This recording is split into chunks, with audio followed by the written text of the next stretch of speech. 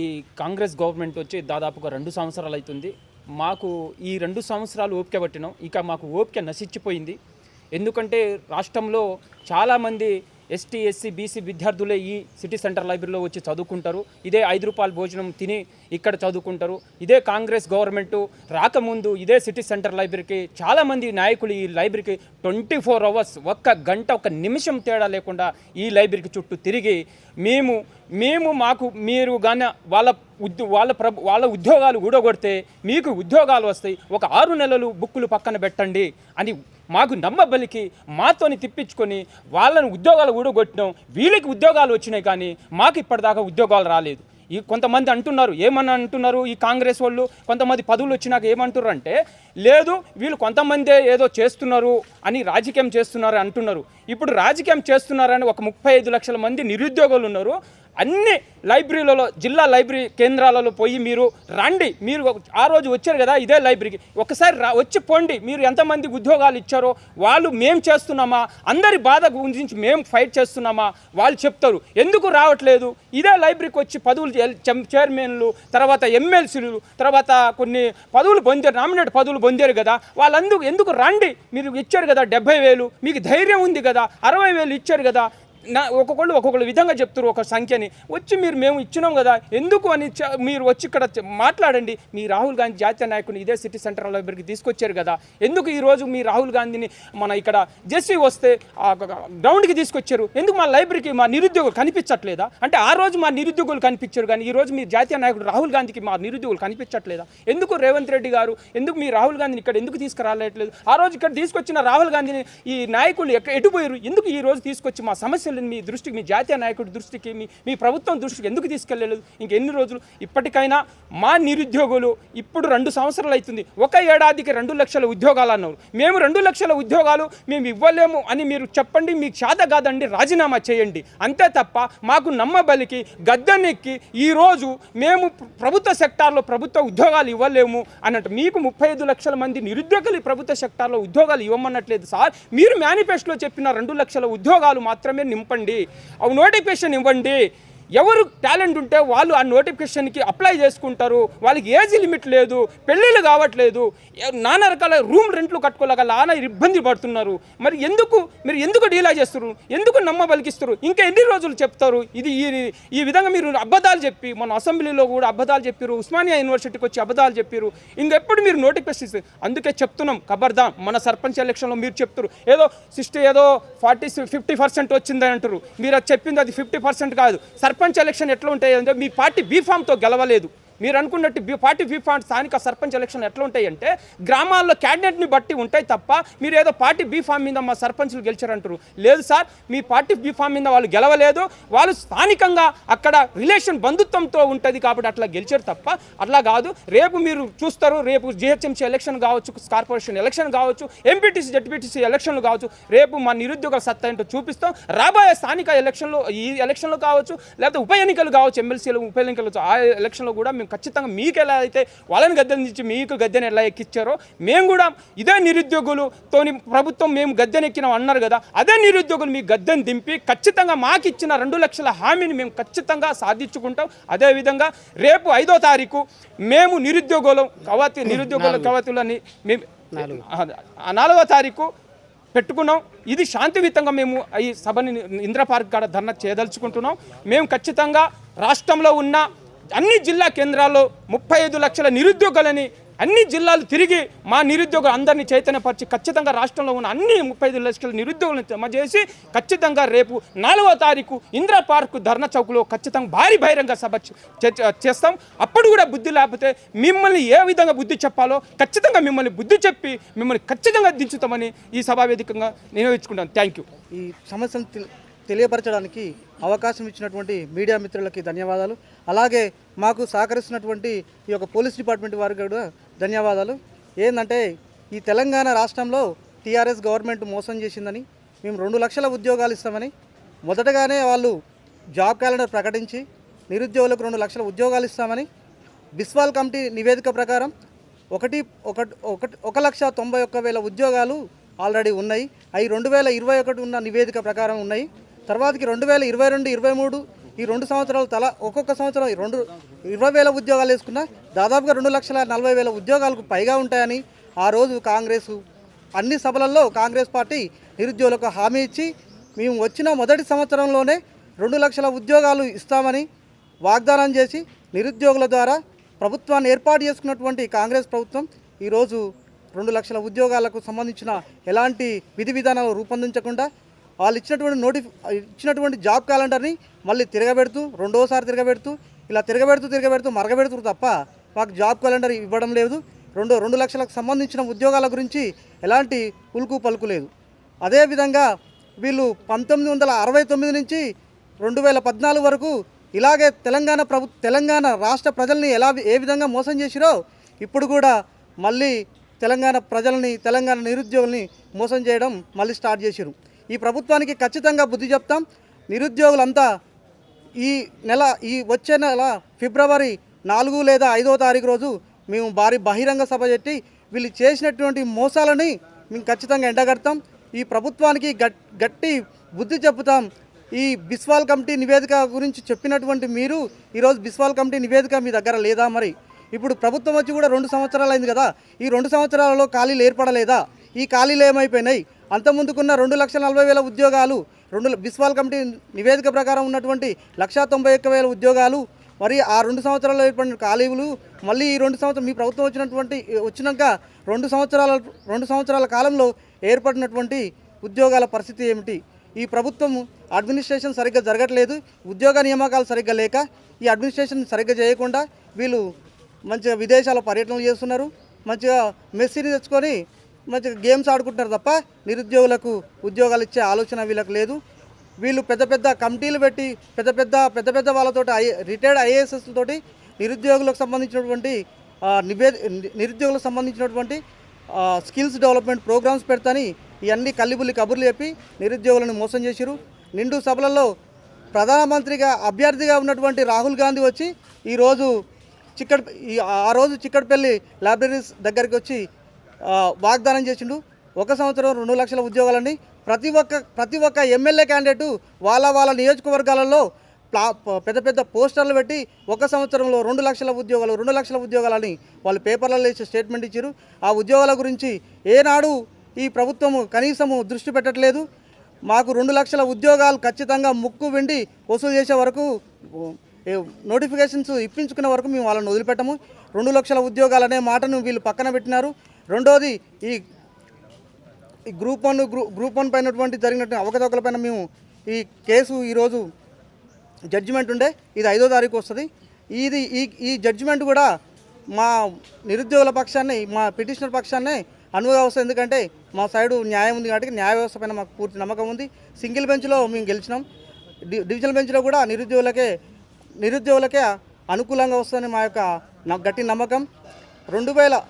ఈ ఫిబ్రవరి 5వ తారీఖు 4వ తారీఖు లేదా 5వ తారీఖు రోజు మేము భారీ బహిరంగ సభ పెట్టుకుంటున్నాం. ఆ భారీ బహిరంగ సభ ద్వారా ఈ కాంగ్రెస్ ప్రభుత్వానికి ఒక అల్టిమేటం జారీ చేస్తున్నాం. మీరు 2 లక్షల ఉద్యోగాలు ఈ యొక్క భారీ బహిరంగ సభ ముందుకే మీరు దానికి సంబంధించిన విధి విధానాలు ప్రకటించకపోతే ఖచ్చితంగా మీ ప్రభుత్వానికి ఖచ్చితంగా గట్టి సమాధానం ఈ సభ ద్వారా అందరికీ తెలియజేస్తాం. మీకు నెక్స్ట్ వచ్చేటటువంటి మున్సిపాలిటీ ఎలక్షన్స్లో కానీ జెడ్పీటీసీ ఎంపీటీసీ ఎలక్షన్లో కానీ మీకు మీ పార్టీ గల్లంత అయిపోయే విధంగా నిరుద్యోగులంతా ఒక తాటిపైకి వచ్చి ఖచ్చితంగా మీకు బుద్ధి చెప్తారు. మీ పార్టీ దక్షిణాది నుంచి తంతే వచ్చి ఉత్తరాది నుంచి తంతే వచ్చి దక్షిణాదిన పడ్డది, ఇక దక్షిణాది నుంచి తంతే ఇక బంగాళాఖాతంలో కలుస్తుంది. ఖచ్చితంగా ఈ ఫిబ్రవరి 5-4 లోపు మా సభ పెట్టే లోపు మీరు ఎలాంటి విధి విధానాలు కానీ 2 లక్షల ఉద్యోగాల గురించి కానీ ప్రకటించకపోతే మాత్రం మీ యొక్క ప్రభుత్వం పైన నిరుద్యోగుల గలం గట్టిగా ఉంటుంది. మేము ఖచ్చితంగా మీకు కరెక్ట్ అయిన సమాధానం మేము చెప్తాం. తెలంగాణ ఉద్యమం జరిగింది. నీళ్లు, నిధులు, నియామకాలు. ఆ నీళ్లు, నిధులు, నియామకాల మీద ఏర్పడ్డ తెలంగాణలో ఇలా ఆ నియామకాల కోసం 1200 మంది ఆత్మ బలిదానం చేసుకొని ఇలా తెలంగాణ రాష్ట్రం సాధించుకున్నాం. అదేవిధంగా ఈ కాంగ్రెస్ ప్రభుత్వంలో కూడా 2 సంవత్సరాల్లో దాదాపు 18 మంది నిరుద్యోగులు ఆత్మ బలిదానం చేసుకున్నారు. మరి దేనికి తెలంగాణ సాధించుకున్నాం అంటే మా నిరుద్యోగుల ప్రాణాలు పోగొట్టుకోవడానికా లేకుంటే దేనికోసం అనేది ఈ రాష్ట్ర ప్రభుత్వం ఆలోచించాలి. ఇప్పుడు విద్యాశాఖ మంత్రి ముఖ్యమంత్రి దగ్గరగా ఉంది. మరి విద్యాశాఖకు సంబంధించి ఇవాళ స్కూల్స్ అన్నీ మూతపడుతున్నాయంటే దానికి కారణం ఎవరు? ఈ రాష్ట్ర ప్రభుత్వం కాదా? గత 9 సంవత్సరాల్లో ఎటువంటి నోటిఫికేషన్లు ఇవ్వకుండా విద్యా వ్యవస్థను ఖూనీ చేశారు.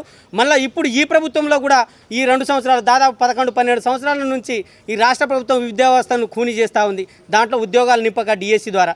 అదేవిధంగా అగ్రికల్చర్ సెక్టార్లలో కూడా ఇవాళ ఉద్యోగాలు భర్తీ చేస్తలేరు. ఏఈఓ కానీ ఏఓ పోస్టులు కానీ.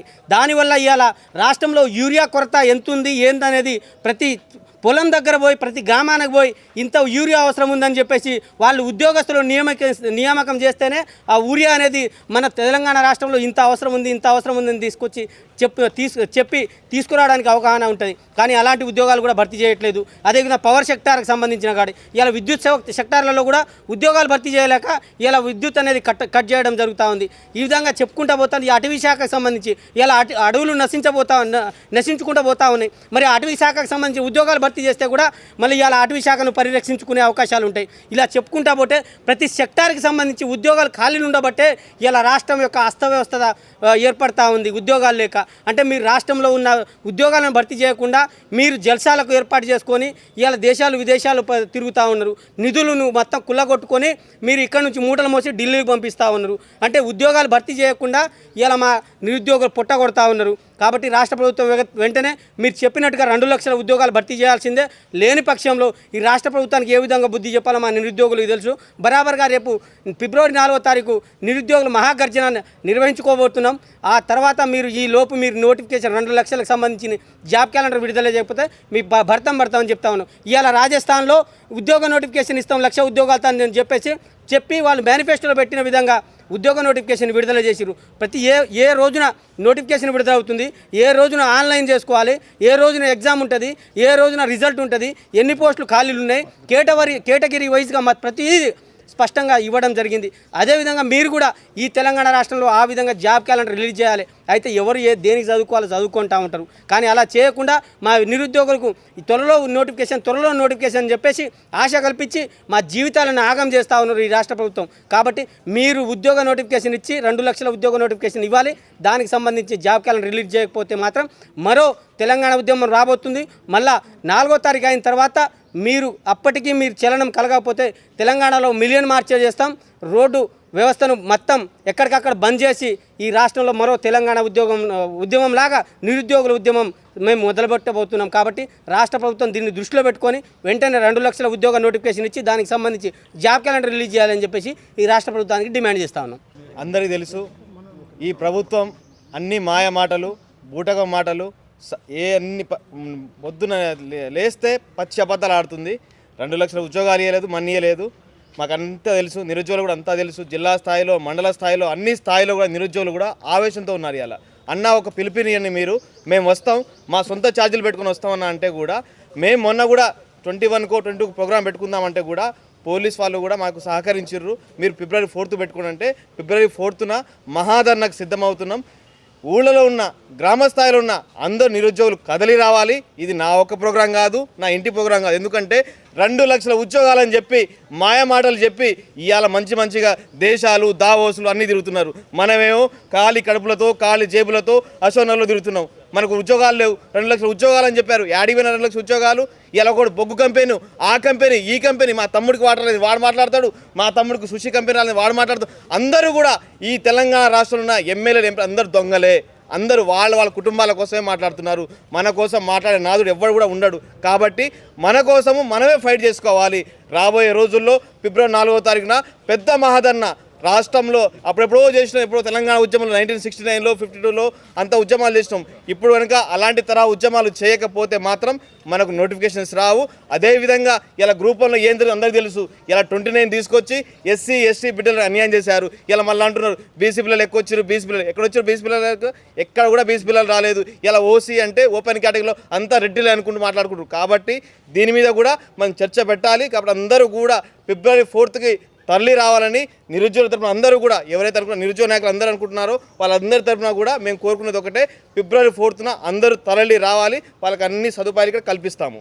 కొంతమందిని కాంగ్రెస్ వాళ్ళు వదిలిపెట్టిర్రు, కాబట్టి నేను వెళ్తే ఈ విద్యార్థులకు మీద కేసులు అయితే వాళ్ళకు అన్యాయం జరుగుద్ది, వాళ్ళకు ఉద్యోగాలు రాకుండా పోతారు.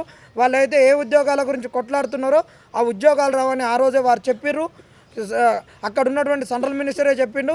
ఇప్పుడు అదే వీళ్ళు చేయబోతున్నారు. కాబట్టి మేము తీసుకొచ్చేటటువంటి అభ్యర్థులకు మా మీద నమ్మకంతో నిరుద్యోగులు అందరూ వస్తూ మమ్మల్ని మేము ఏదైతే నిరుద్యోగుల పక్షాన మేము ఉంటున్నాం అందరం కలిసి ఒక అన్నదమ్ముల లెక్క ముందుకు పోతున్నటువంటి వైనంలో ఎవరి మీద కేసులు కావద్దనే ఒక సదుద్దేశంతో వీళ్ళ కుట్రలను తిప్పికొడుతూ ఇందిరా పార్క్ దగ్గర 4వ తారీఖు కానీ 5వ తారీఖు కానీ భారీ సభను పెడుతున్నాం. కాంగ్రెస్ వాళ్ళు ఉద్యోగాలు ఇవ్వకుంటే వాళ్ళ పంచలను పాయింట్లను ఊడగొట్టి మా ఉద్యోగాలు మేము తెచ్చుకుంటాం. త్వరలోనే కాంగ్రెస్ ప్రభుత్వానికి ఏ విధంగా బుద్ధి చెప్తామో తెలంగాణలో ఒక మార్పు ఏ విధంగా ఉండబోతుందో అది నిరుద్యోగులమే చూపిస్తాం. ఇక్కడ ఉన్నటువంటి ఏ పార్టీలతోటి ఇది సాధ్యం కాదు. అది సాధ్యం చేసింది కూడా నిరుద్యోగులే. ఈ కాంగ్రెస్ను గద్దె దింపింది. ఆ రోజు నిరుద్యోగులతోటి ఏం కాదని ఆ రోజు ఉన్నటువంటి ప్రభుత్వం అనుకొని మొండి వైఖరితోటి పోయింది. ఈ కాంగ్రెస్ వాడు రాడు, మేమే వస్తాం ఎట్నైనా, వీళ్ళ మాట వింటే మళ్ళీ వీళ్ళు మా నెత్తినెక్కి కూర్చుంటారని వాళ్ళు ఎత్తులు పై ఎత్తులు వేసుకొని మమ్మల్ని ఒక కంచంలో కరాపాకు లెక్క తీసేస్తే కాంగ్రెస్కి అధికారాన్ని కట్టబెట్టినాం. కాబట్టి వీళ్ళు ఆగం చేస్తారు. కాబట్టి వీళ్ళని దించేది మేమే. ఖచ్చితంగా ఈ కాంగ్రెస్ వాళ్ళకి బుద్ధి చెప్పేది కూడా మేమే అని చెప్తున్నాం. అదేవిధంగా మాకు ఎల్లవేళలా సహకారాలు అందిస్తున్నటువంటి చిక్కడపల్లి పోలీస్ బృందానికి కూడా ధన్యవాదాలు. ఈరోజు మనకు గ్రూప్ 1 మీద వచ్చినటువంటి వాయిదా అనేటువంటిది ఏదైతే వచ్చిందో అది ఈరోజు వాయిదా రావచ్చు, కానీ ఆ తీర్పు ఖచ్చితంగా గ్రూప్ 1 మెయిన్స్ రాసినటువంటి అభ్యర్థులపైనే మన సైడే ఉంటుంది అనేటువంటిది మేము డంకా బజాయించి చెప్తా ఉన్నాం. మీరు సుప్రీంకోర్టుకి వెళ్ళండి, ఎక్కడికి వెళ్ళండి, కానీ తీర్పు మాత్రం మన సైడే ఉంటుంది. దానికి ప్రతి ఒక్కరు ఖచ్చితంగా తోడుగుంటారు. దాంతోపాటు ఈరోజు ముఖ్యమంత్రి గారు మీరు ఇచ్చినటువంటి వాగ్దానాలు ఏడిపోయినాయి. మీరు ఇచ్చినటువంటి జాబ్ క్యాలెండర్ అనేటువంటిది ఏదైతే ఇచ్చిరో అది చాలా ముమ్మాటికి తప్పు. ఇప్పటి వరకు ఇంప్లిమెంటేషన్ అనేటువంటిది జరగలేదు. హిమాచల్ ప్రదేశ్ కావచ్చు, జమ్మూ అండ్ కాశ్మీర్ కావచ్చు, గుజరాత్ కావచ్చు, తర్వాత రాజస్థాన్ కావచ్చు, వీళ్ళు ఏ విధంగా ఇస్తూ ఉన్నారనేటువంటిది కనీసం అవగాహన తెచ్చుకోండి, సిగ్గు తెచ్చుకోండి అనేటువంటిది ఈ యొక్క ప్రభుత్వానికి నిలదీస్తూ ఉన్నాం. ఈ యొక్క చిక్కడపల్లి లైబ్రరీలోనే మీరు వచ్చారు కదా, రాహుల్ గాంధీ గారు మీకన్నా శరం ఉండాలి కదా, మీరు ఏడుకోయారు. ఈరోజు మా ఎలక్షన్ల కంటే ముందు మా దగ్గరికి వచ్చి మమ్మల్ని మభ్యపెట్టి 2 లక్షల ఉద్యోగ జాబ్ క్యాలెండర్ ఇస్తాం, నోటిఫికేషన్ ఇస్తాం, 1 ఏడాదిలోనే నింపుతాం అన్నటువంటి ప్రియాంక గాంధీ గారికి కూడా మేము హెచ్చరిస్తూ ఉన్నాము. మీరు ఆనాడు మమ్మల్ని ఉసిగొలిపి మీరు గద్దెనెక్కిన తర్వాత మమ్మల్ని విస్మరిస్తూ ఉన్నారు. ఇది తగదనేటువంటిది నేను హెచ్చరిస్తూ ఉన్నాను. అదేవిధంగా రేవంత్ రెడ్డి గారు ఈ నిరుద్యోగులతో చెలగాటమాడుతూ ఉన్నారు. నిరుద్యోగులతో చెలగాటమాడినటువంటి ఏ ప్రభుత్వాలు కూడా గత ప్రభుత్వం బీఆర్ఎస్ ప్రభుత్వాన్ని కూడా ఏ విధంగా అయితే దించినామో మీ ప్రభుత్వాన్ని కూడా అదే విధంగా దించేటువంటి రోజులు ఖచ్చితంగా వస్తుంది. ఈరోజు స్థానిక ఎలక్షన్లు అయిపోయినాయి అనేటువంటిది కాదు, ఎంపీటీసీ, జడ్పీటీసీ, మున్సిపల్ ఎలక్షన్లు ఉన్నాయి. అందులో మీ యొక్క పార్టీ గుర్తులు ఉంటుంది కదా. మా నిరుద్యోగులమైనటువంటి మేమందరం కలిసి మీ యొక్క కాంగ్రెస్ పార్టీకి అగ్నెస్ట్గా మేము ప్రచారాలు చేసి మిమ్మల్ని ఖచ్చితంగా ఓడించేటట్టు మేము ప్రయత్నాలు చేస్తామనేటువంటిది కూడా తెలియజేస్తూ ఉన్నాను. అదేవిధంగా ఈ యొక్క మీరు ఇచ్చేటువంటి నోటిఫికేషన్లు ఏదైతే ఉంటాయో అవి సక్రమంగా ఉండాలి. కోర్టు పరిధిలో కూడా మీరు కోర్టులకు మేము వెళ్లకుండా, కోర్టుల్లో కేసు వేయకుండా మీరు ఫస్ట్ నోటిఫికేషన్ చేసేటప్పుడే క్లియర్గా అనేటువంటిది చూసి వేయండి అనేటువంటిది తెలియజేస్తూ ఉన్నాను. Thank you.